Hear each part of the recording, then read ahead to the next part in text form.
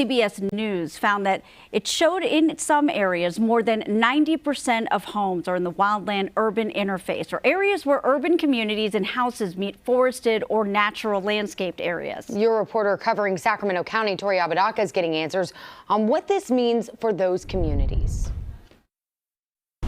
Danger, risk, hazard. It doesn't matter how you define it. Wildfire threat is all across California, including the Sacramento Valley.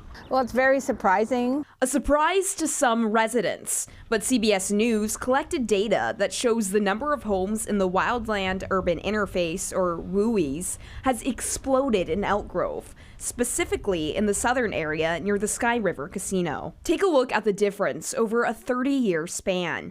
85 homes were in the WUI in 1990, compared to close to 10,000 homes in 2020. And this area just keeps growing. CAL FIRE recently released these fire hazard severity maps, but you'll see this part of Elk Grove not highlighted as in a severity zone. Why? We're getting answers directly from the state fire marshal. Hazard really is the likelihood of a wildfire. Risk is really looking at the damage that wildfire is going to do. Chief Daniel Berlant says the CAL FIRE maps only look at hazards, which are based on long-term factors like topography, weather, fire history, vegetation type, that cannot change, whereas fire risk can. What was the home built out of? Does that home have defensible space? Is there a fuel break? Is there water supply? Is there fire protection? Is it safe to build communities in the WUIs? We know, based on our research and based on data from the recent wildfires. Chief Berlant says yes, as long as you follow CAL FIRE's building codes, home harden, and have 5 feet of defensible space. The challenge here is that 90% of homes in wildfire-prone areas were built before this current code, which went into effect in 2008.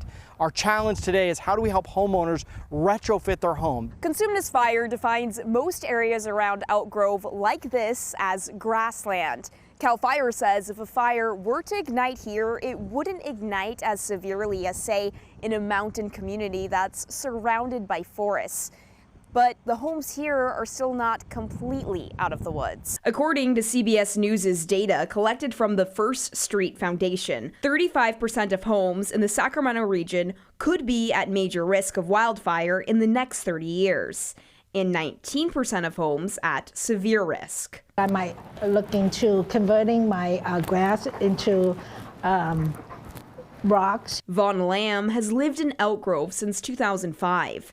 Never feeling threatened by fire, but it's on her radar now. I do have to be mindful of the vegetation near me. I'm very worried about the insurance too, that going up, and a lot of insurance are not covering California because of the fires. While we are mapping hazard, insurance companies, they're really mapping risk. Chief Berlant says the issue is that there is no consistency with risk models, which is typically what insurance companies use to determine who to insure. CAL FIRE is researching how fire spreads from one home to another to better understand risk. Regardless, if you live in an area that is near an open field, a grasslands, a forested area, you should be prepared. We can't change the terrain, but we can change how we live in the terrain, working together to prevent another devastating wildfire.